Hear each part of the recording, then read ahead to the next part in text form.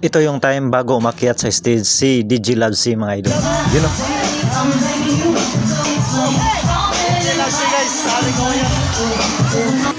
Mga kababayan, pasyalan natin ang lungsod ng Kawayan, kung saan matatagpuan ang Kahamugaway Festival.